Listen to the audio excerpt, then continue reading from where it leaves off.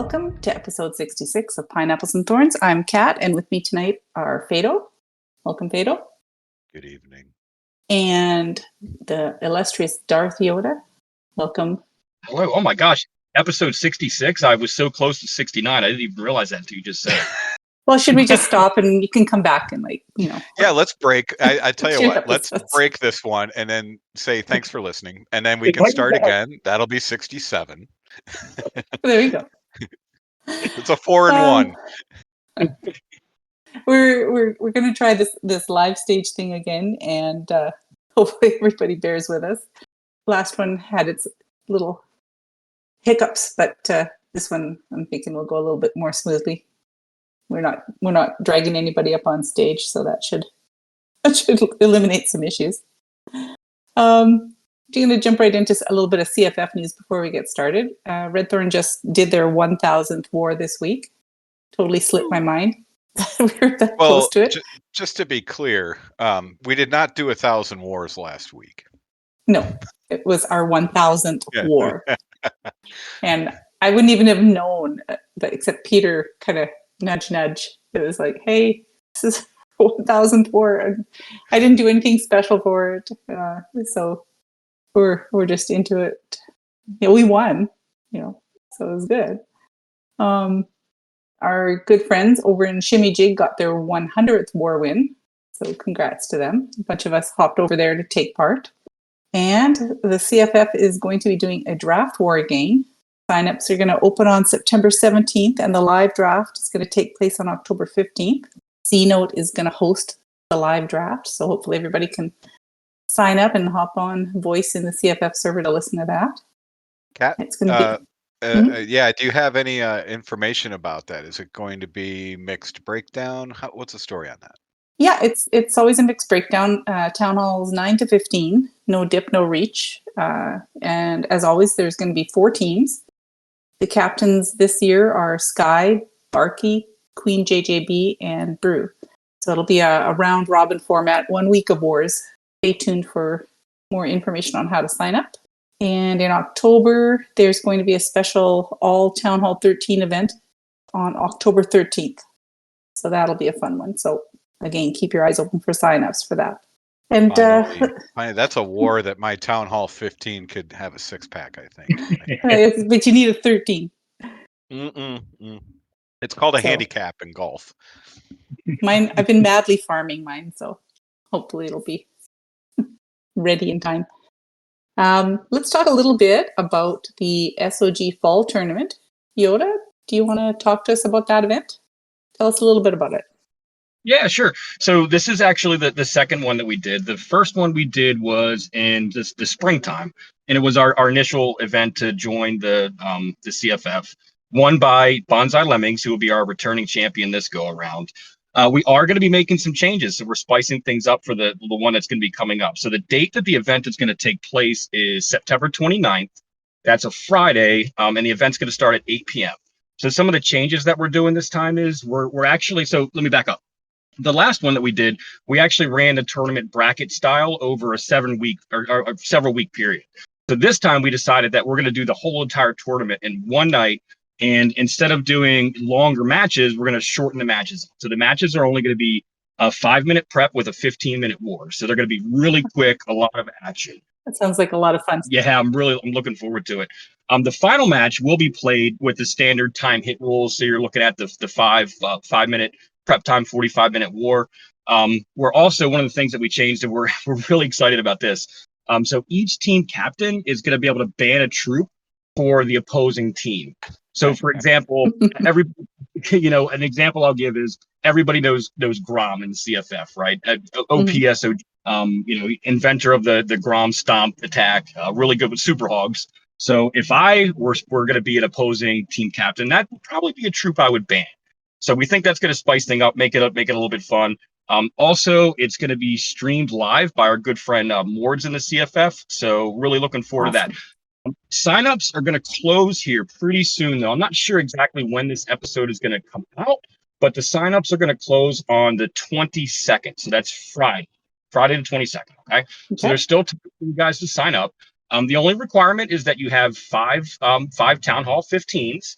to be able to participate in the tournament. And, you just need a couple hour block of time on that Friday, 8:20, 8:29 to participate. But the event was, it was well received last time we did it. We're really excited to put it on this month. And, I hope everybody enjoys it. Yeah, we're looking forward to it.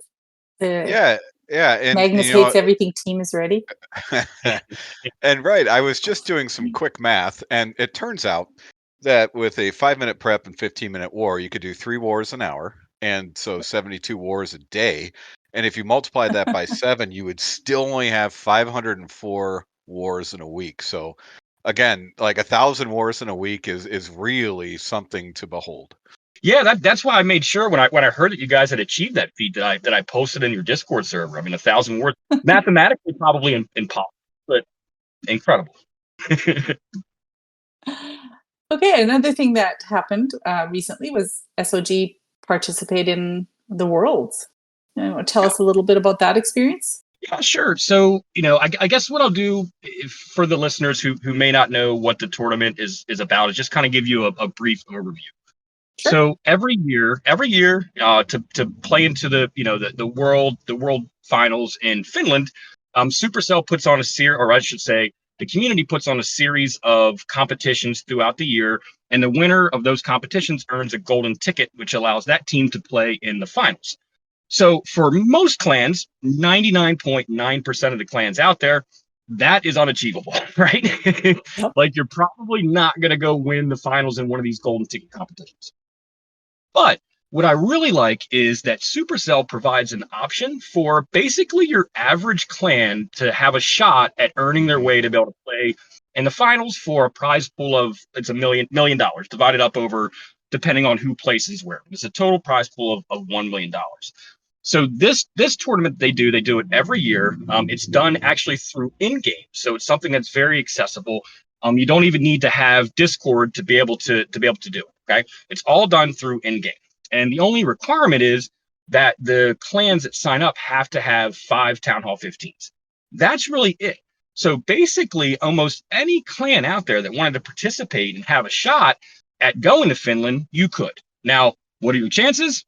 Probably pretty slim, even for SOG. But it's neat that they do provide that vehicle for clans to be able to participate in that tournament. So that's something that we did. So how the tournament basically works is, over a 10-day period, you compete in a ladder format tournament. Okay, so you can run as many as 40 matches. Now, you don't have to run a total of 40 matches, but if you want to have any chance at moving to the next stage, you really got to run those 40 wars. The wars last their 5-minute prep, 30-minute war time, so they go fairly quick. But if you do the math, and I know Fado, you're a math guy, right? So 10 days, 40 wars, you basically have to average 4 wars per night. So that's roughly a 2-hour commitment, which is a pretty big commitment, but it's a ton of fun. So we participated in it this year. We participated in it last year, and it was a ton of fun. Really was. How did you guys fare? Did you surprise yourselves, or was it more of a, well, this is why we don't do this for real? Yeah, so that's a great question. So we're still in it. Actually, it's not over yet. We will play our final matches, and I see a couple of my teammates that's on the team here in the live chat. But we will actually run our final. I think it's 4 matches that we have left is all we have remaining, and we'll finish those up tonight. And we did hey, look, we did really well. I would say we probably met our expectations. Like, we had no delusions of grandeur, right? We knew that none of us were going to be going to Finland to compete in the world tournament, but we did feel like we were good enough to make it to stage 2, so be like one of the top 120 teams in the world, and we're on pace to be able to achieve that goal, which is really awesome. It was really neat. So, like, one of the wars that comes to mind actually happened on our very first day. We faced War and Glory, and for those listeners in the podcast, probably right now they're tied for 3rd in the world in the tournament. And look, we had a good night, and we actually beat those guys. And you guys know me, I'm not afraid to gloat. So I did post the screenshot of that in the CFF Discord server. That's awesome. That is a huge achievement to participate and to say that you beat teams of that caliber. That they're more experienced, in that, pro scene perhaps than the rest of us. So Yeah, and here's the reality too, right? Like nine, if we play them 9 times out of 10, they're gonna beat us, right? That's just they're really good. They're ranked number 3 in the world, but they weren't better than us that night. yeah. Yeah, it's the old any given Sunday. Huh? Yep. So do you think you guys would participate again? Yeah, absolutely. So, one of the things I definitely wanted to mention is, there was this problem that we had with passports. Mm-hmm. So, we didn't discover this until after we had started the registration process. But one of the things that Supercell changed this year was that in a requirement for you to be able to participate in stage 2 is you had to provide a valid passport. So they were going to validate. I don't even know how they would do it. It's like 800 passports, I think, is what we figured out they would have to check. But they have a process to validate and check every single passport. So a couple of us, myself included, went to go dig up our passports that we haven't used in years, only to discover that they were expired. Oh dear. So, yep. And there was no time for us to be able to get new passports. I mean, here in the United States, Kat, a passport can take, I think the minimum is like 6 weeks, and that's if you put a rush on it. It's a multi-month process. Go ahead, Fado. Yeah, you basically have to have travel plans in hand to get any sort of expedited service here. Typically by now it's like 4 to 6 months if you don't expedite. Yep. Yeah, that's right. crazy. So yeah, so it was kind of a letdown because, like I said, we knew we weren't going to Finland. Like, we're realists, right? Like I said, no delusion of grandeur. We weren't going to Finland, but we did feel like that we could make a run in the tournament. Like, we felt like we were good enough to get to stage 2, which we've proven that we are, and then possibly go to like stage 3, and that was going to be our cap. So my gripe, and I know some people in Supercell listen to the podcast, is I don't really know why they would require that at such an early stage in the competition, because I think it takes away a lot of the fun for clans like the Sons of Guns, where we're not professional, but we are sweaty tryhards. Like, we went into the competition, we were practicing, we were making sure that we had the right bases, we're on voice. I mean, we're taking it seriously for an attempt to just see how far we could go, knowing we're not going to Finland, but how far can we get as our team? And a lot of that fun kind of got sucked away when we realized, okay, well, we can only get to stage 1, basically. We can't play in stage 2. So my ask would be, get rid of, like, that requirement is there for a reason, and I understand it, but move it further down the list. Like make it I think it's like a total of 6 stages during the tournament. Put it like stage 4 or 5. Like, those teams have a legitimate shot of going to Finland. Like, those are the ones who should be validating passports, and not, Right. an SOG who are, praying and hoping that we get to stage 3, if that makes sense. But isn't there Yeah. a bit of you have to make assumptions, so in a way, right? Because when you get to those latter stages, you actually don't have a lot of time to even get a passport at that Mhm. point. Yeah, well, I mean, to your point, Fado, we didn't have time to get a passport at the early stage, right? Yeah. So, I mean, at the registration stage, we already knew that we weren't going to be able to play in stage 2 because two of us had expired passports. But let's say, I would look at it like this, because it's a fair point, right? And I that's why Supercell does it. But I would suggest this. Just look at the Sons of Guns for an example. Let's say we got extremely lucky, right? And we made it to stage 5, where it's probably more applicable to apply a passport verification. Well, at that point, we would just be disqualified. You can't, you can't move on. You guys don't have your passports, and then that onus becomes on us. That's our fault. But at least we were able to get to that point, if that makes sense. Well, you also have the whole, you can't bring guns on planes thing. That I mean, that's a real problem for Sons of Guns, isn't it? Oh, God, just kick me off the podcast. All right. That's No it, you're comment. fired. I've been waiting to hear those words. Darn it. I can kill a podcast with one statement, can You're I? doing a great job. We'll recover. All right. Fado, you want to talk a little bit about the leadership stuff? Yeah, so thank you, Kat. So Yoda, being the leader of the Sons of Guns, what prompted you to take the lead of the Sons of Guns clan, and what are some of the challenges you face running a small family of clans within you're running like a solar system of clans within a galaxy like CFF. Yeah, so I guess the short answer was, I was asked to take on the leadership role by Call Me T. That's the short answer. The long answer is, I had before I joined the Sons of Guns, I had started my own clan, like a lot of us did, with my family, and I'd actually grown that clan to be fairly successful. We had our own feeder clan, and leadership structure, and all of this. So I'd already had a fair bit of clan leadership experience. But at the time, I was looking for something, like I was the most competitive player in the clan. And I didn't, I didn't like that. I wanted to be able to continue my progression as a player, become more competitive, learn and grow.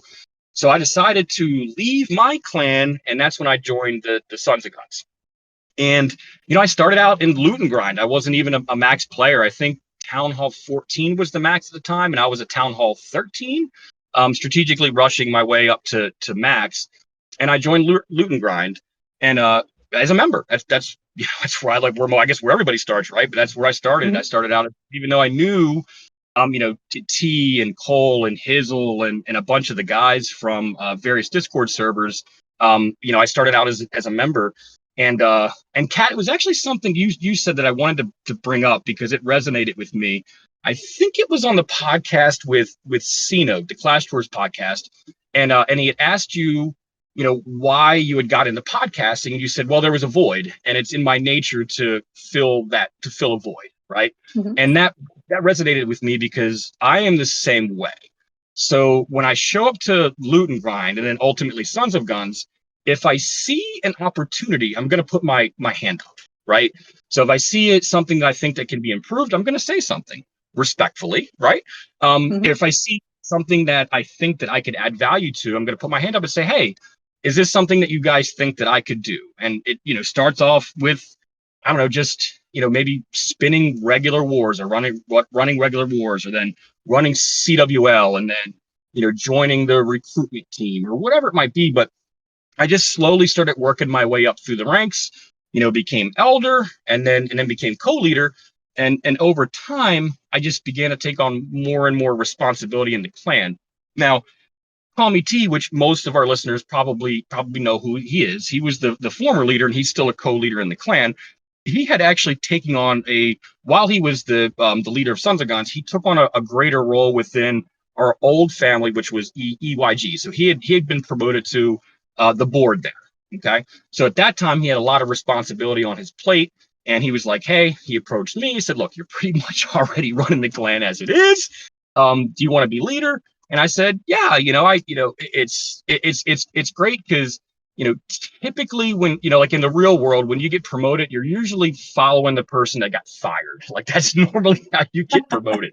Um, but in my case, that wasn't it at all. There was no issues in the Sons of Gun. Like I didn't show up there to fix any problems or turn things around. Like I was actually Mhm. taking over, and that was flourishing and doing really well. It's just the leader, he had, he was taking on more responsibilities within that greater family of clans that we used to be a part of. So I accepted, and here I am today. I guess almost 2 years later, I think at this point that I've been the leader of the Sons of Guns. Yeah, so I mean, it sounds like you knew what to expect, right? You were already very much an involved co-leader. Do you ever regret accepting leadership? No, I've never regretted it. Like I said, it's in my nature. I think it's why, one of the reasons that I'm fairly successful in the real life and what I do, because it's in my nature to take on more responsibility and to lead. Like that's what I do. I would be lost if I didn't do that. Like if I didn't have a voice or an opinion that I could give, I don't know what I would do with myself. So it's just kind of something that I naturally do. Um, as far as regretting it, no. Now, what I will say is that I do have bad days. I've had bad days as the leader of the Sons of Guns. I've made decisions that I regret. I've had bad weeks, as the leader of the Sons of Guns. But Mhm. I don't think I've never regretted taking on the role. And one of the major reasons for that is because of the team of people that I've surrounded myself with. The existing leaders that were there when I took over, and then people that I've promoted over time make my job, easy. Like I view myself in the Sons of Guns as the most least important person to the clan operation. At least that's what I try to do. So everybody in the Sons of Guns, all of the leaders, they all have their own specific roles in running the clan. So it makes my job a lot easier than it might if I said, okay, I'm gonna do everything myself. That's not the way that I do things. As a matter of fact, like when T was when he was the leader, he was also the leader of our one feeder clan at the time. Now we have more now, but at the time it was just Loot and Grind, and he was running both. And literally on day one, when he promoted me, when he asked me to take on the job, I was like, yes, but I'm telling you right now, on day one, I'm going to be making some changes, and one of those is going to be I'm going to name a leader of Loot and Grind, because I don't have the ability to do all of that. I'm going to lead through the leaders that I have in my clan, because they're all very capable people. So that kind of makes my job easier, if that makes sense. Yeah, and speaking of capable people, so obviously you can identify them through Discord, through in-game. A small factor might be, are they actively donating? Are they contributing to war? Are they helping others? Um, besides the obvious, what do you look for in a co-leader as the leader of Sons of Guns? Yeah. So that's a great question. So I would say this is the most important thing, and it may actually surprise people. Okay. More important than the ability to lead is the want to lead. Okay. So the number one thing I look for in an individual is somebody that wants to be a co-leader. You can have all the talent in the world and be an incredible leader and have all the gifts. But if you don't want to do it, then I don't want you. Like that's just it doesn't work. Okay. So the very first thing is they have to want to be able to come into the clan, prove themselves. Fado, you mentioned a couple things. Donations, putting your hand up and saying you want to help. I mean, volunteering for things. These are all indicators that say, hey, I want to be a co-leader. Okay. The second thing that I look for is that ability piece. Okay. Do they have the ability to be able to lead the clan? There's so many people that all say they want to be the president of the United States, right? Or the CEO of GM. There's only a very small amount of people who can actually do it, right?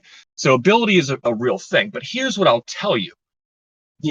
I would rather have them want to do it than the ability, because I can teach somebody the ability piece. It's great if they already have it, but if they don't have it, I can teach that. What I can't teach is their desire to want to do something. That's just within them. But I can show them and I can teach them how to be a better leader, within the clan. And those are the two things that I really look for. Oh, okay, very good. So, and surrounding yourself with good co-leaders, and as a leader yourself, there was probably a time period in Town Hall 15, especially before the latest update, where I know I was experiencing a little bit of burnout and whatnot. But how do have you seen that in your clan, and how have you dealt with it when that's come up? Yeah. So yeah, Town Hall 15 has been rough, right? And I know there's a great question in here that Magnus posed that we'll get to later. So I won't get into the balance or anything like that just yet. But Town Hall 15 has had it's been like a roller coaster ride, right? When it first released, there was all of this excitement, right? We all were excited. We're all max players, right? So we're we've got this new content, we've got this new town hall, all these new toys and everything. There was this great excitement. And that kind of quick, after a couple of months, that quickly dissipated when we learned how tough Town Hall 15 was. And it was tough back then. There wasn't an established meta yet. Sarch hadn't really started coming around during those first couple of months just yet. And the triple rate was really low. But more importantly, the 1-star rate was very high. And that really led to morale problems, not only in the Sons of Guns, because of course I get around, I visit clans, I'm in various Discord servers, so I get to see how it impacts people, beyond the Sons of Guns, which I'm very fortunate to be able to do that. But it did. A lot of people retired at that time. I'm sure you guys probably saw it in Red Thorn, right? Like at that first few months of Town Hall 15, that excitement wears off, and you start to get into the monotony of the 1-stars and low percent 2-stars. We started seeing some of our veteran players that had really kind of come back for Town Hall 15 just quickly go quiet again. and it happens, right? And then we had the update came out in the summer, and I think the update again, it created a level of excitement. The triple rate did go up, of course. Everybody knows we had the increased level to all the troops, the heroes, but we also had some of the defenses that also had their increase. But the net result of that update was a improvement in offensive performance, though ever so slightly. Like, in my opinion, I do not think that they did enough during that update. But there was kind of that uptick again in excitement for the game. And then once we realized, oh, my triple rate was, 10% and it went to 12%. Does that really, can you feel that, from an emotional level playing the game? You can't, right? Like, you might be able to look at it in the numbers and see it, but it's not changing your view of your overall gaming experience when it's that low. Now, Yeah. I think what has occurred though is a couple of things happened since the update, the summer update. I mean, so they nerfed the Sarch blimp in the summer, right? And that was a big hit because that was one of the few strategies before the update that actually worked, where you're like your average player, your slightly above average player could utilize that and get a triple. So they nerfed that. And then, so that was a big hit. And then shortly after that, there was a glitch that was discovered. And in case some of you guys aren't aware of that glitch, and as it pertains to Sarch, if you run a certain combination of trash CC troops, your troops come out slower, and the blimp effectively operates like it did before the nerf that they did to it. Okay. And I'll give you that combination in case anybody doesn't know. So it's going to be basically 49 housing space. It's 1 super wall breaker and 5 goblins. And when you utilize that particular comp, then your troops come out slower and you can survive, the big bombs and things like that were wrecking people before.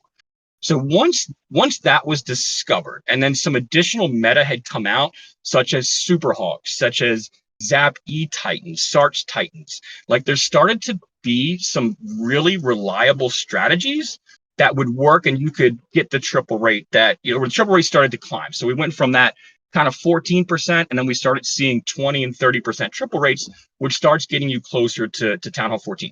When that happened, I felt like that the player base started to wake back up again. Okay, so we started to see the morale shift a little bit, which was a overall positive thing for the game. So I guess my long answer is there's just been this, like, Town Hall 15 has been weird. It's been like this waves of kind of up and down, and I feel like we're kind of riding a higher wave right now, and morale is probably it's towards its peak that I've seen at Town Hall 15, almost to when it first dropped. Yeah, I have Grom to thank for that. Yeah, that super hold strategy is powerful, right? I mean, it works, and when it works, it increases morale. People have more fun playing the game. Yeah. So, in terms of sometimes with burnout that can manifest itself in a lot of ways. For instance, having to chase people to do attacks, having to chase people to sign up for CWL. Have you ever struggled with that in Sons of Guns? So I see people struggle with this a lot. In the Sons of Guns, we don't chase people. So if you don't sign up for CWL, you don't play CWL. There is no chasing people down for signups. Like if you don't go to your assigned clan for CWL, you don't play CWL. And that's just the way that we do things. So it cuts out a lot of the headaches from a management perspective because of that. And then people tend, like, when they know, like, oh no, like if I don't get to my clan, they're going to spin without me. They tend to move. Now, that being said, do they all move? No, they don't. But then there's consequences for when they don't do what they're supposed to do. And that's helpful. It does help with leadership burnout, because there's a lot less busy work that we're running around trying to do. Now, is there a downside to the way that we look at that? Sure. Because, if Grom doesn't move to the Sons of Guns and we spin without him, are we as strong as we were without Grom? No, we're not, right? But it does make leadership, it makes it a lot easier, and people know that up front. Like when they come to the Sons of Guns, like we establish, like this is how we do things. So we don't typically chase people around and things like that. But we certainly have, leadership burnout, and it happens. Like sometimes it happens with me, sometimes it happens with co-leaders, and it might not even be game stuff, right? It can just be, in real life things that come up. So, I think it's important for a clan leader and also for co-leaders to understand their team, right? So understand their mannerisms, how much they play the game, how they speak in the game. And if you see something that's off, it's incumbent upon the leader of the clan to reach out to that person just to check in, private one-on-one through a DM, like, hey, I noticed that, you're only doing 2 legends hits a day and you used to do 8. Like, first of all, it's perfectly okay, but is everything all right in real life? And a lot of times when you have those conversations, you'll discover that it's not okay, and you be there to try to support them. So, I think it's important for everybody just to be mindful of their team, be mindful of, their personalities. And when you see that shift, reach out to those individuals just to do a check-in. Very good. Yeah. And I think that's one of the things about when you're working with a clan and you're working with responsible people, that you guys have a mutual sense of trust with each other, that when you ask those questions, they're not afraid to be like, yeah, Mhm. my toe fell off at work again today, and it's just I've only got 3 left. It keeps happening. So, um, other than those things, like, in terms of recruiting without global chat, what sort of things are you guys doing for recruiting besides beating War and Glory? That helps. And getting to talk about it on the podcast helps as well. So we in the Sons of Guns, we haven't had to recruit in a very, very long time. So we're fortunate in that regard, right? And I'm assuming that Red Thorn probably doesn't have to do a lot of recruiting either. Yeah. So we just haven't really had to do. But what I could do is I could tell you some of the things that have led to us not having to go out and do the recruitment piece. One of the things, and I would say this is by far the most important thing that you can do as a clan leader when it comes to recruitment, is provide a positive experience for your members in your clan. And I'm going to explain why, and I'm tied back to recruiting in a second. Okay? But you want to make sure that, one, there's rules and there's boundaries, because people don't want to play a game where there's chaos. At least respectable people won't. You end up with a bunch of trolls or something in your clan. So you want to have rules, you want to have boundaries, but you want to make sure that you have a place where people enjoy coming to play the game. Right? That is really, really important, right? You got to make sure that you don't have people being toxic in your clan, because that will turn people off in a heartbeat, right? So one of the things 100%. that yeah. One of the things that we've had a tremendous amount of success with in the Sons of Guns is when it comes to word of mouth, and this is where I'm tying it back to the providing a positive experience, because when you have one person that joins your clan, let's say I know there was a question here about attracting competitive players. Let's say that you had one person that's a Town Hall 15 joins your clan. Now that person that's a Town Hall 15, as long as they didn't do something dumb and buy their account, they've worked on their account for years, right? So they've played the game a long time. So that person over those years is going to develop a network of connections with other players. It's natural.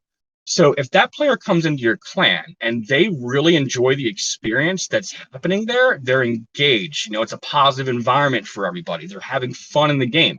They're going to tell their friends. Okay. Then their friends are going to come to the clan. Maybe it's one person. Well, guess what? That Town Hall 15 has also developed 2 years worth of networking with other people. And that word of mouth spreads. And really, that's the biggest thing that we've done in the Sons of Guns over the last couple of years, because I would say every single person that's joined the clan in the last 2 years has known somebody. Like, I can't remember the last time somebody joined the Sons of Guns and they didn't get immediate elder because they knew somebody. Like, they go, no, I've known this person for years. They're good.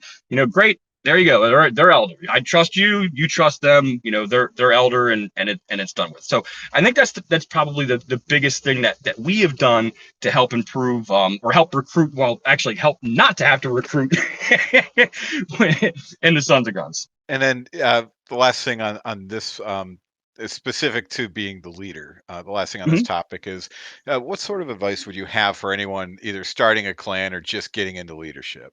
Yeah. So what I would, this is a great question. So let's say I'll go back and I'll draw on my experiences from when I started, playing Clash of Clans, which is roughly, I think it was September of 2020. So it's basically three years now when I started playing, and I started a clan called Darth. And that is, figure out what you want your clan identity to be. And that's also an important piece when it comes to recruitment as well, is you want to attract like-minded people. But so figure out what you want your identity to be. Do you want to be a family-oriented clan? Do you want to be a competitive clan? Do you want to be a clan of everybody who loves disc golf? I mean, whatever it is, it's really entirely up to you on what you want to do with your clan. But for me, when I started Darth, I started it with my family. So I said, okay, what I'm going to do is I'm going to build a clan that's incredibly family oriented. Right? It's a place where you can drop your kids off after school and they're going to be looked after. Like, we didn't allow cursing and all of this other stuff. Like, no, there was absolutely zero nonsense in that clan. A 2-year-old could play there. They would be fine. So we made sure that our clan description said that. We made sure that we had people that were assigned to monitor chat to make sure that people were following the rules that we had established for a family oriented clan. Right. So now fast forward 2 years, and now, I'm the leader of the Sons of Guns. The Sons of Guns is not a family-oriented clan. It's not a clan where you drop your kids off to, because if you do, they will leave with a different vocabulary than when they got there. Right? We're clear in what our clan is. Our clan is an adult, competitive clan. Right. So that's what we are. It's clear in our clan description. It's clear in our reputation and how we do things and what we do. They're like, and the reason I bring those two up because they're complete opposites on the spectrum of how, the different types of clans that you can run. But it really is important to make sure you find that identity, and you need to find that identity quick because you want to attract people to that clan that share in that vision. And if they really buy in and share in that vision, those are the people, again, if they have the want and possibly the skill to be co-leaders, that you want to promote pretty quickly to help you build that clan. Well, I got to imagine it's pretty hard breaking up with your family though, being like, screw this. I mean, this family friendly, one starring on a TH3 business is over, folks. I'm done. I'm out. Well, it was you mentioned it was a slow process, right? So it wasn't like one day I was like, God, I'm out of here. So my wife stopped playing, my kids stopped playing, the various families stopped playing. So that family clan morphed into something else like years later. But yeah, it would have been funny if it was still that kind of just my family and a group of families playing, and I was like, yep, you guys fend for yourself. I'm out of here. It slowly dissolved. So, yeah, well, you used to be a co-leader, Jimmy, and now you're an elder because you didn't, eat your vegetables. Sorry. That's right. So how how do the Sons of Guns manage Clan Capital on the weekend? We don't. That's Excellent answer. Yeah.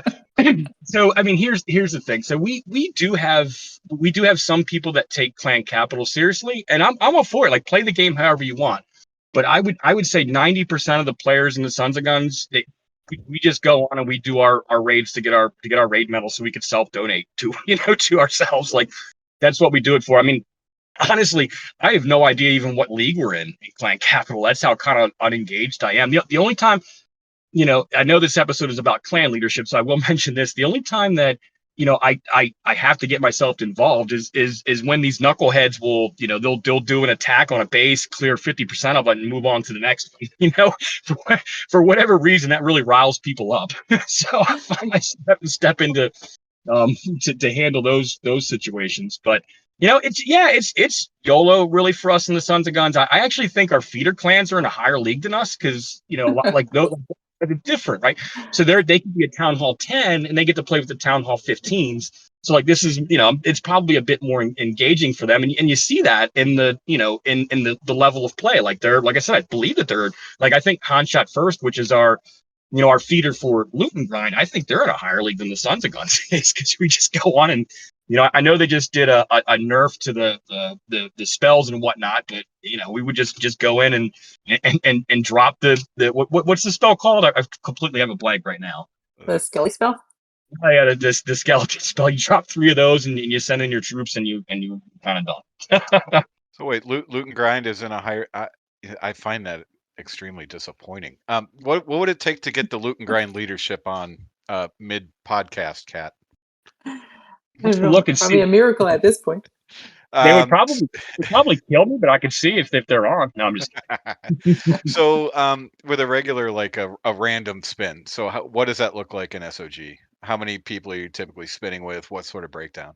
Yeah, so the breakdown is easy. So in SOG, we only run max accounts. So it's all max heroes, max Town Hall 15s is all that we run. So that's the easy answer. Now, as far as the amount of people that participate, that can vary because we're like, as you guys know, we're fairly active when it comes to events. Like if there's events, there's a bunch of Sons of Guns people there typically. We also do a lot of friendly wars, so we're constantly doing 5v5. So the number of people who participate in our wars tends to fluctuate.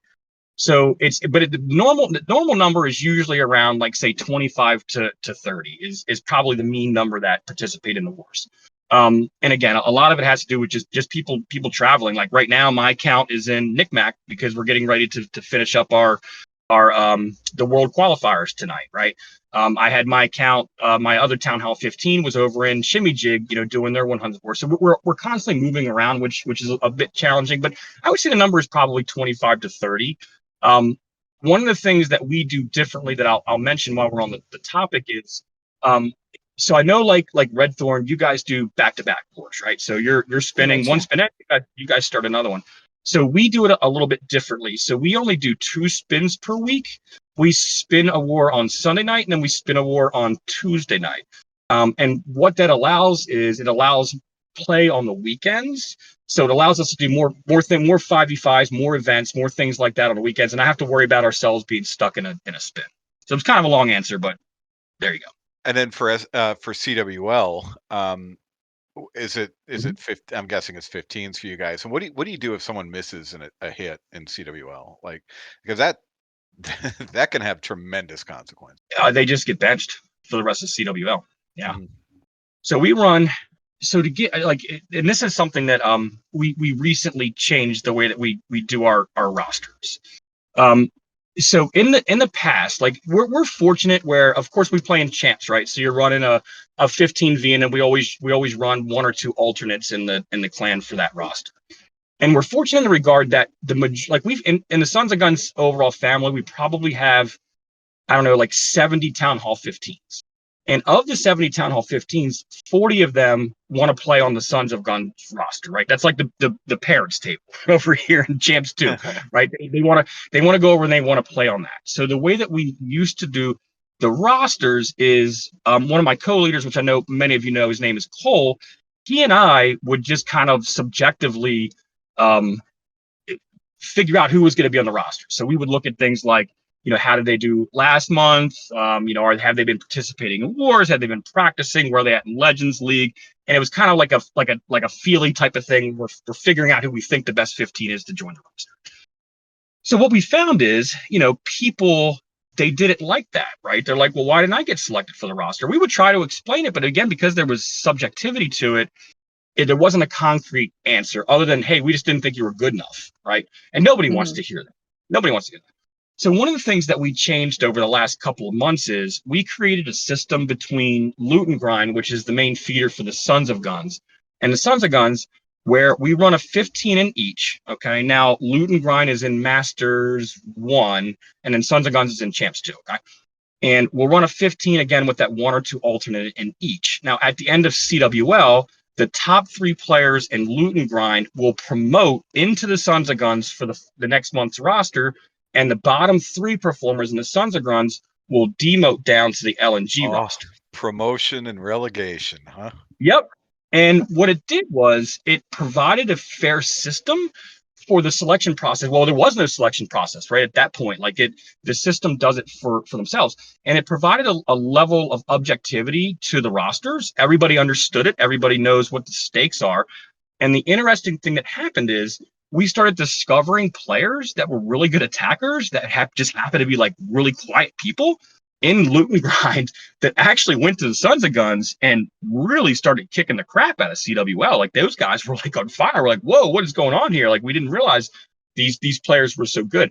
So that system, we've really benefited from that. And one of the results is, we just promoted to Champs 2 last CWL. And I would credit the way that we had been doing the rosters for the couple of months, because you slowly, like, the best people filtered their way to no matter which was their home clan, and I think gave us the best shot to win. That That's sounds like a interesting. great system. It's great until you get demoted out of Sons and Guns, Sons of Guns, right? I mean, how do you handle? How do people who get demoted? I mean, they can't universally just be like, oh, okay. I mean, they'll probably take that kind of bad. How do you handle that situation? Yeah, that's a great question. So I'm gonna tell you how we handle the promotions, and I'll tell you how we handle the demotions. So if you promote out of Ludengrind, that's a big deal. So one of the things that I do as clan leader is at the end of every CWL, and I don't know, we normally run 4 or 5 clans in CWL, just out of the Sons of Guns family. At the end, I always do a recap. So this is how this clan did. Did they promote? Did they demote? This was the MVP of the clan. And at the very end, we celebrate who promoted out of LNG, because that's a big deal, right? So you're now going to, like I said, you're going to the parents' table. You're going to the show. You made it. You're up there. So those get celebrated, and and big announcements that we send out at the end of CWL. Now, to answer your question, which is the harder question, what do you do with the people that got demoted? So we don't do anything. Like there's no mention of it. Like, I'm not going to put that out in the communication. Like, oh, by the way, so and so demoted. We just don't. Right. So what I do is I just send them a DM, and they already know, right? So they don't really even need me to tell them, because there's a list, right? At the end, you get, these are the rankings in CWL in game. You can see it, so they already know who they are. So there's no point in it. What I do is I'll send them a DM and just be like, hey, you saw, right? And they'll be like, yeah, I saw. I'll try harder next month, And that's it. We just don't. There's no need to point it. They know who they are, and we go from there. And then we've had several people who have demoted into LNG and promoted to SOG multiple times. One of them, who's in the live chat right now, is Antonymous, who is kicking butt on our Worlds team right now. So the system works. If you could ask Supercell for something to help with clan management in game, what would it be? So clan management in game, it's tough, because to manage clans in game, especially when you're talking about a Sons of Guns, a Red Thorn, a Magirian army, there's a bunch of clans that we could list, large clans. Let's just say that you can't do it in game, and I don't know that there's anything that Supercell could do to replace a program like Discord. You need something like that. You need a communication tool that all its job is to be a communication tool, not a game and a communication tool. Like, you have to have both. So I don't know if there's any one thing that Supercell could do, because it would just be too large of an undertaking. Like, we rely so much on Discord that there's no way that you would be able to implement all of that into the game. So you can't. So you got to throw that out, because it's never going to happen. So what I would do if I were Supercell and I could ask them to do one thing, I would say provide more integration between Discord and the game. And that could be something as simple as, an easy way in game for somebody to click a link that's going to take them to a Discord server, right? So no matter, like, I'll give you an example, like, no matter how much we advertise in our clan description that, hey, we don't accept in-game applications, you have to go to the CFF server, blah, blah, blah, blah, people will still attempt to join. And if the account looks good, we're going to let them in and just have a chat. We're always like, hey, do you have Discord? No, I don't, or blah, blah, blah, blah, and all of this. And it would be nice if there was, at the very least, like, the minimum they could do is just have it to where there could be a link that somebody in-game could click that would take them to a server. I think that would be good.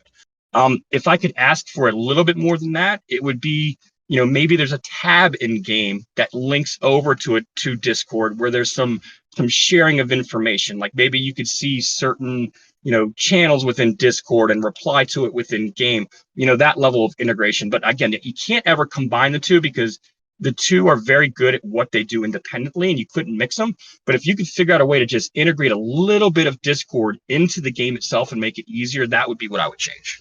Yep, and then changing over to one of our very favorite questions we usually ask all of our guests. So, the current month, the theme, scenery and skins, is all about the game of chess. So, did you complete the events? Did you buy the scenery and skins? No, so I did not. So I haven't purchased a scenery or skin in a very long time. I don't know. I'm not into it. Like, I check them out. But I haven't. As far as the challenges, I just don't have time to do the challenges. And since all of my accounts are maxed at this point, or basically maxed at this point, like, I have no need for any of the rewards. And when I'm doing 16 Legends hits a day and I'm participating in friendly wars or like the world qualifiers right now, I just don't have time to go in and try to do some random challenge for a builder potion I don't need. Now, that being said, there was one of the challenges during the month that our friend Trample Damage did, which was, I forget what it was called. It was like the Gambit Queen or something like Queen's Gambit. And that challenge was surprisingly fun. I heard him talk about it on his podcast, and I was like, you know what? I'm gonna go check this out. And you know what? That challenge was a lot of fun. It was, I didn't need to watch one of the videos to be able to do it, which I liked. And it was fun to experiment. So I completed that one on my main, and actually went around and just did it on all my mini accounts as well because I thought it was fun. But beyond that challenge, I can't remember the last time I've even done one of them, to be honest. I can see why people do. I don't need the rewards, and I just don't have the time to do it. Fair enough. We're going to dive into some questions from the audience now. I know everybody's anxiously awaiting your answers on these. Oh boy, that's right. Okay, Magnus asked a number of questions, so we'll start with his. What time management skills do you use to juggle your accounts? Okay, so right now I don't, and they're all max, right?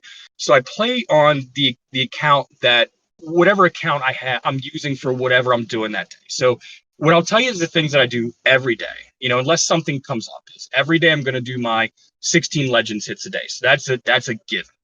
And the way that I'd like to play the game is very different than most people. So I play the game in sessions. Like a lot of people will hop on, they'll do their 2 Legends hits, they hop off. I don't do it that way. I like in the evenings, I like to sit down and carve out, my 2 or 3 hours that I'm going to sit down and play the game.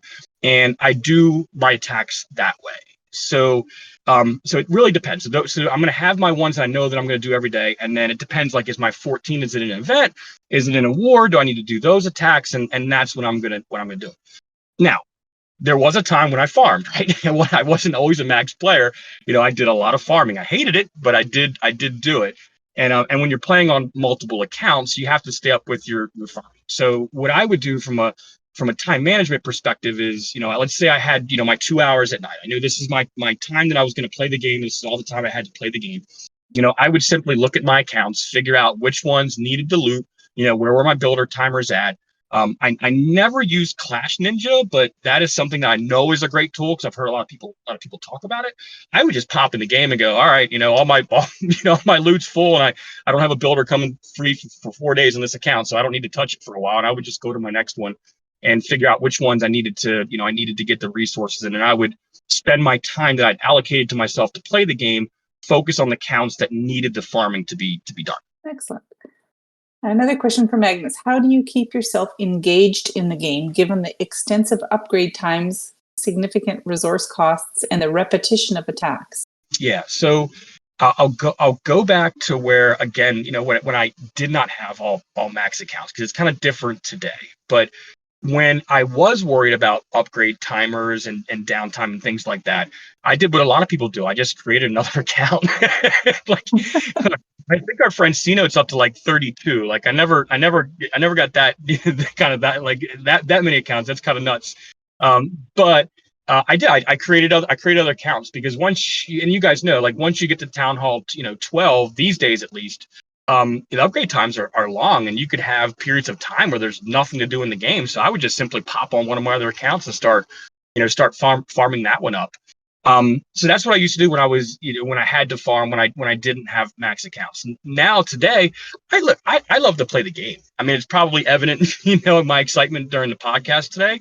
I like to play the game. I do. Like, I like doing my Legends hits. I enjoy it. It's not a burden to me. Like, I hear that quite a bit, or I see that in a lot of players where they're like, oh, I got to go do my Legends hits. To me, I look forward to doing it. Like, that's my time to unwind and have fun. And it's like my me time for me. Like, I'm going to sit down, I'm going to do my Legends hits, I'm going to drink a couple of beers, and all is right. Or oh, great, I got two war attacks I get to do tonight, So for me, it's fun. Like, I enjoy it. So there is no burnout for me. Now, I haven't been playing the game for 10 years, like some of the people that are listening on the podcast right now. I've been playing 3 years, so maybe in 10 years it will be different. But for me right now, I don't experience it. I could run a Sarch E-Titan hit 20 times in a row and still feel good when I triple. Now that most 15s are maxed, how do you feel about it? Do you think it's easier or harder to triple? Do you feel 15 is balanced?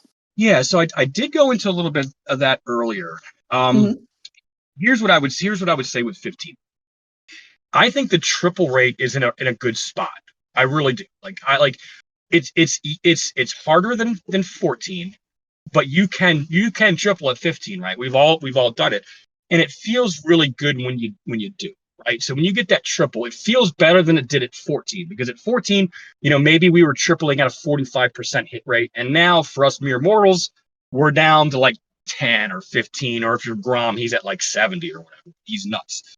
Um, but it feels better when you triple than it did at 14. Now, here's the problem I have with 15. And I did allude to this a little bit earlier in the podcast, but the 1-star rate. That was what we did not experience at 14. I mean, of course there were 1-stars, right? But they were pretty rare.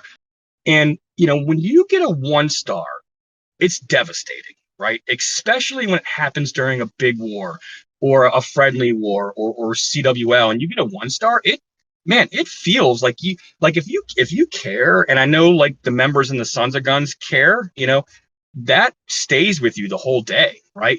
Like Oh, yeah. you're at work later on that day, and you're thinking like, oh my god, I let my plan down. What I think needs to change with 16, because I don't think you do anything with 15 right now, right?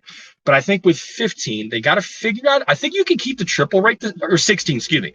When 16 comes out, I think you can keep the triple rate right where it is, but you got to figure out how to make it so there's less 1-stars, right? Because I think that's what kills the morale way more than than not getting the triple. I think we feel pretty good when we get a 90% 2-star at 15, right? But you Oh, get yeah. that 1-star, and it's crippling. Like you really feel it. So I think when 16 comes out, they got to find a way to be able to bring that 1-star hit rate down. Like it should be a lot lower than it is, and that might be somehow weakening the town hall to make it easier to come down, or maybe it's introducing a new siege machine, or buffing the log launcher, whatever it might be. I think there's a number of things that they could do. But I do think like right now, I wouldn't change anything. And I'm going to say this with a big caveat. Now, I mentioned this earlier, but one of the OP attacks that we have right now for us sweaty tryhards is like Sarch, right? So Sarch works. Like you don't have to be a pro to triple. You can run Sarch, you can run Hogs, but Sarch is a big part of the meta right now. And I think if they fix that glitch, I think that's going to be a big problem. I really do. I think you're going to see morale come way down at 15, because again, that 1-star rate is going to go even higher. So I think they need to leave it completely alone. Do not fix the glitch. Don't worry about I don't fix the 1-star hit rate right now. Do that at 16, but don't fix the Sarch glitch. I really feel like they got to leave that the way that it is. Fair enough. Another question from Magnus. How does your spouse feel about letting you spend time/money on a mobile game? She feels she doesn't like it. So, this is what I would say. Okay? Well, one, I don't spend any money unless she's asleep. So let's just put that. Well, So, yeah, all she has to do is log back into that family account and see your glittering new sceneries and That's the real yeah. reason he doesn't buy the sceneries. So that's something that a point that I could point out there for everybody. Wait for her to go to sleep to purchase anything. But now, hey, look, here's the way that she feels about it, and I know that not all spouses are going to feel this way. But man, there's a lot of worse hobbies I could have, than playing Clash. Playing this kind of nerdy game where I'm at home. I could, we're all adults. We could be at the bar drinking if we wanted to, right? Or doing other dangerous behavior. I stay at home and I play a silly game. And yeah, I play it. I do play it too much, right? I play a few hours a day, but I think she looks at it like, well, I guess there's a lot worse things he could be doing with his time than playing some silly mobile that he clearly likes. But wait till they go to bed and spend any money would be my advice. Okay, JT of 618 and ODS and Magnus all had a similar question. Do you have any tips for recruiting good active members, like recruitment methods? Because attrition is inevitable. Yeah. So unfortunately, I rambled on about this earlier, so I think I've probably already answered this question in detail. There's a couple things I didn't mention that I'll share on this time. So Something else that you can do is be involved in the community. And it's funny because when I look at that name JT, JT was actually a part of my old family clan way back in the day. So I actually know who that is. He's not in the Sons of Guns right now, but I do know who that is. And obviously I know ODS and Magnus. So one of the things that you could do as a clan leader is be out in the community. Okay. Get yourself out there, like participate in events, like join various Discord servers. Of course, you've got us in the CFF, you've got Flash Tours, and you've got all these other, amazing servers with all of these amazing people. And what ends up happening is you build a network of friends, right? And we'll tie this back to recruiting. But you're building this network of friends, and you're getting your clan's name out. Now that doesn't mean you're going to come into the CFF and start poaching our players, right? we're not going to be happy about that. You probably won't survive there very long. But let's say JT and I become close friends, just through Discord and doing events and things like that. And I know one of the questions was, they're looking for how to get competitive players. Well, let's say the Sons of Guns is full, right? And somebody, which is a problem that we deal with quite a bit in the Sons of Guns. And then somebody tries to join the clan and I don't have room for him. I might go, hey, I know this guy, JT, he's got a clan, he's a great guy, I know him. Well, I might send that player over to them, right? So that's just one way that being involved in the community can help grow your clan. And it also just gets your clan out there, right? People know who you are, they know your clan, they'll start asking questions, and you can grow your clan that way. So that's one thing. We talked about the rules and guidelines. The other thing that I would point out, and this is the last one that I have that I didn't already touch on, and this specifically only applies to clans that are just starting out. So I know that the in-game recruitment tool, like it gets a lot of hate, right? And rightfully so. Like, not incredibly useful. What I would tell you is when I started the family clan Darth, that thing was like my best friend, because what I would do is I would go in and I would open up the tool, and one of the features that's in there is you can look at the player's activity. So I would not pay any attention to Town Hall. I didn't care. I just looked at their number of attacks they had in that month. So if it was 15 days into the month, and they had 1,000 attacks, I'm like, boy, this is somebody who's incredibly active. I would send them an invite. And then what I would do is I would use the shotgun approach. Okay. Again, I had my clan description and what I wanted my identity to be, and I would explain that to people when they arrived. But I was just spanning it out there. Like if they had a lot of attacks, I would just invite them in.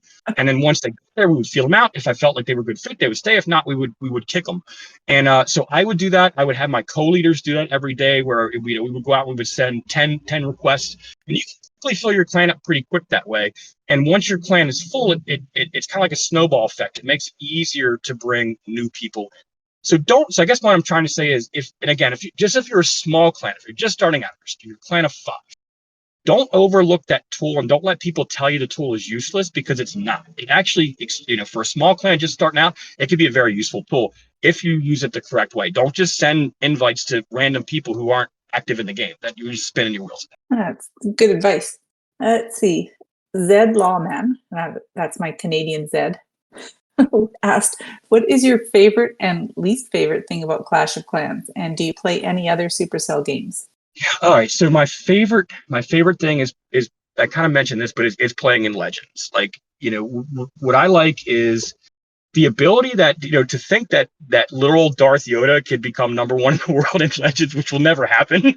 But the opportunity is there. Every month we all start out with 5,000 trophies, right? So we start off at 0. So Grom might be at 5,800 right now, and I'm at, well, actually I've dropped because of the world tournament, but let's say I'm at my normal 5,600. Well, guess what? Next month we both start at 5,000. So I think it's that opportunity every month that refreshes, that everybody's on a level playing field again, and we can all push and try to get as high as we can. There's that, coupled with the fact that there's 0 pressure in Legends, right? It's just you against, whatever base you happen to spawn when you click the button. So there's no pressure, right? Nobody's watching you. It's just you, and it's just that base that you're attacking. So I think those two things is why Legends is the thing that's my most favorite. My least favorite is farming. I'm so glad I'm done with farming. I did it. Like, as a matter of fact, I avoided at all cost. Even when, troops used to cost elixir, I just went in with full armies. I just said, screw it. I'm going to pop my training potion, and I'm just going to keep training. Go in and 2 or 3 town halls below mine to get the loot because I hated farming so much. So that would be my answer. All right. And then his other part of the question was, do you play any other Supercell games? Yeah, sorry. No, in short, no. Never tried. I don't have time. Nope. Not saying I wouldn't in the future. I don't have anything against it. I just don't have time. So no, I haven't even tried one. Well, if you started Clash in 2020, then you might be able to pick up Brawl Stars in a few years and be just fine. Oof, no. Let's see. Fuzzy wants to know, if you could only watch 3 Star Wars movies for the rest of your life, which ones would they be? Okay. So is he asking just me, or are we all going to answer? We can all answer. You go first. My name's Darth Yoda. I'm going to put these. So there's a right answer, and I'm going to put them in order of my of the top 3. We'll go 3 and count down to 1. With 1 being my favorite. So number 3, without a doubt, Return of the Jedi. Right. Number 2, and this may surprise some people, but it is Rogue One. Love that movie, even though it's one of the more recent films. Mm-hmm. And then number 1. If anybody has anything other than The Empire Strikes Back as their number 1 movie, you're Star Trek. Oh, those are fighting words. Wow. Well, Fado, you're next. I don't know. All right. Hold on to your hats. All right. My number 3 is Star Wars 3. My number 2 is Star Wars 2. And 1 is Hardware Wars. The end. Yes. Oh boy. Let's see. My number 3 would be, let's see, the Han Solo movie that they did. Solo. Yep. Yeah. I like that one. And my number 2 is Rogue One. And yeah, my number 1 is Empire Strikes Back. We're 2 or 3. That's not bad. I don't know what Fado picked, but at least I can't. I'm not as big. I'm a fan, of course. I've seen them all. The one that really stood out was Empire Strikes Back by far. I think anybody that's seen all the Star Wars movies, most people. Yeah, for sure. And then another question. Hold on, time out. Telehammer. Time out. X-Wing. Oh my God, X-Wing is unbelievably great game from like 90. Oh yeah, 93 or 94 on a PC. Oh my God, that game was just endless fun. They don't make X-Wing games like that anymore. Yeah, it was.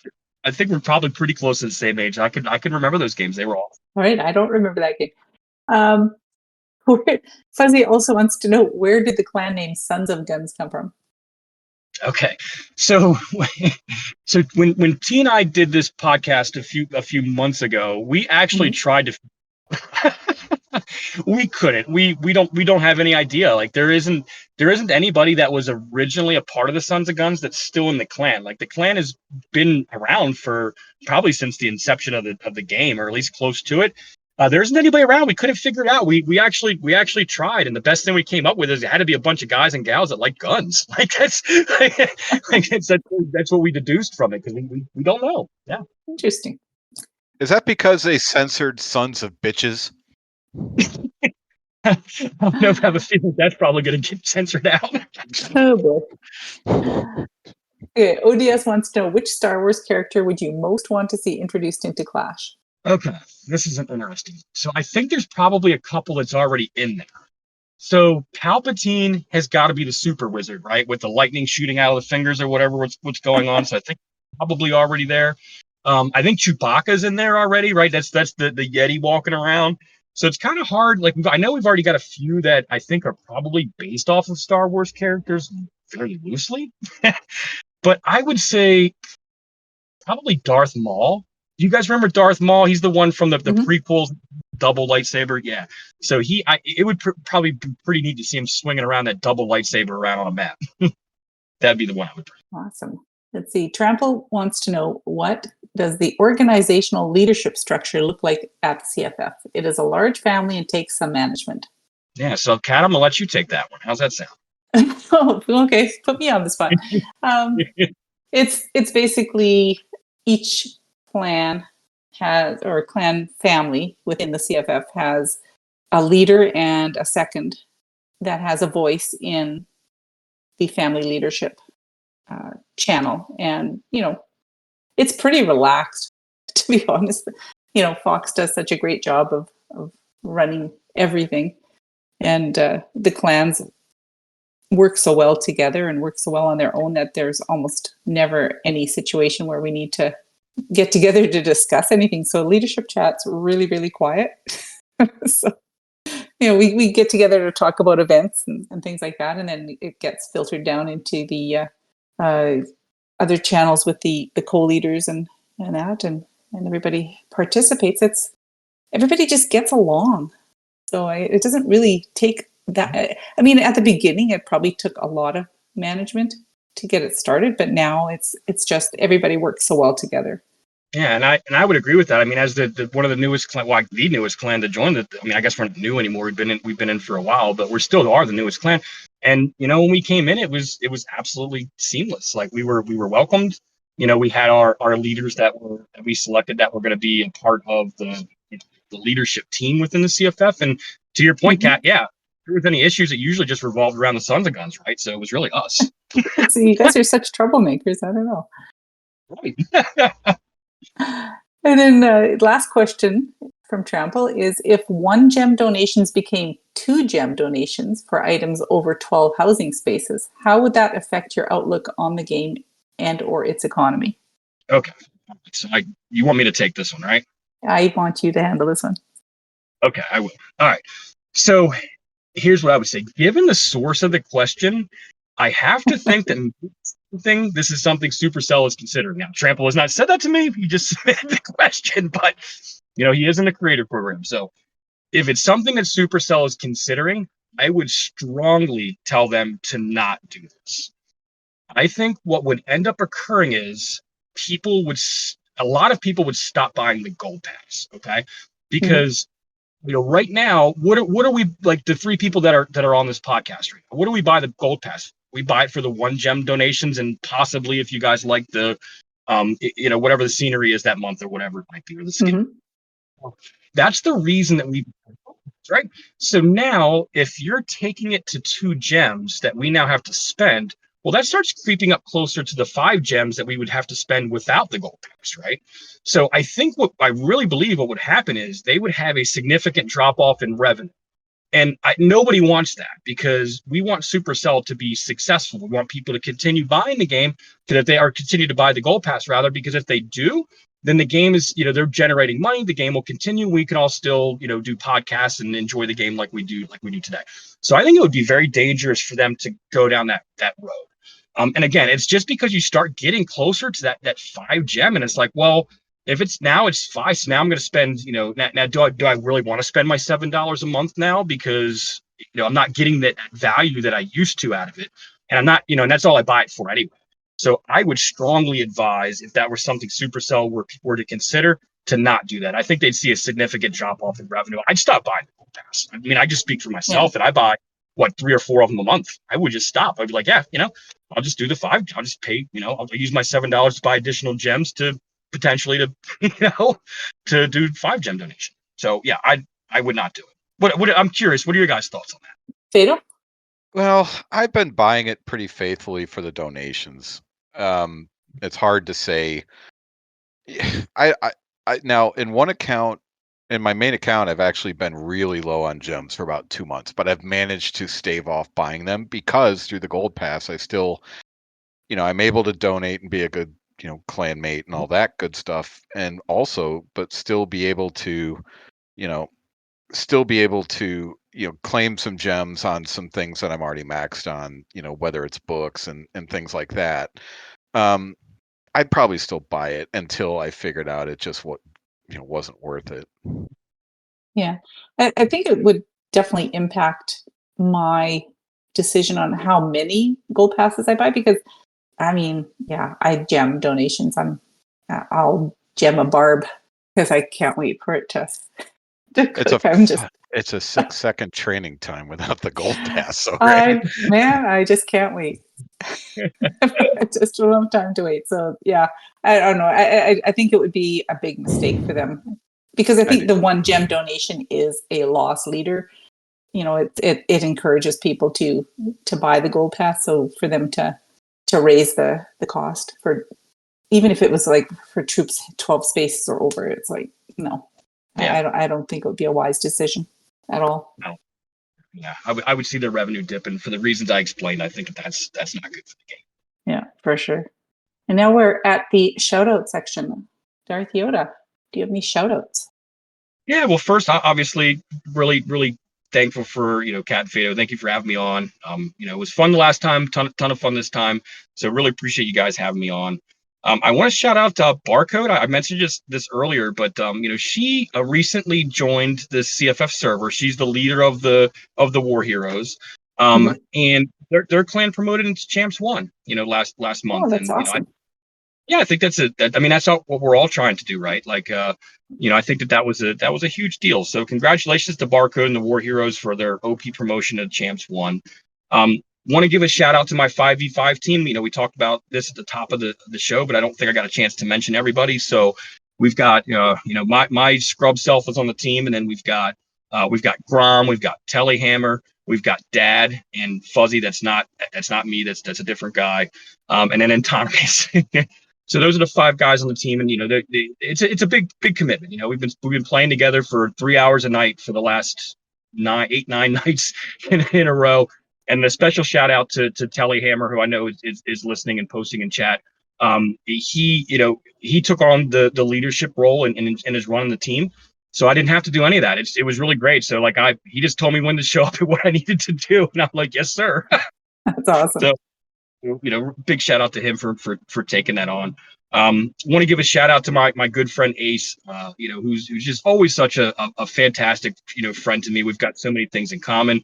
I try to look past all the middle fingers that I get, why 20 a week in the Discord servers. But he's a great friend. If he knows I've got something important coming up in life, he'll send me a message, check in, see how things are going. And he's just been a great friend to me for really quite a long time now at this point.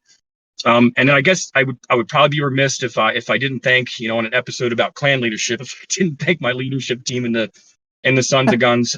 It really is a great group of guys and gals. They all have their role, whether it be, being a clan leader in one of the feeder clans, or running random spins, or managing our rosters, or managing the CWL. I mean, whatever it might be, they all do a fantastic job, and they make my job a hell of a lot easier. So shout out to all those guys. That's what I got. Thank you. Awesome. Fado. Yes. Hello.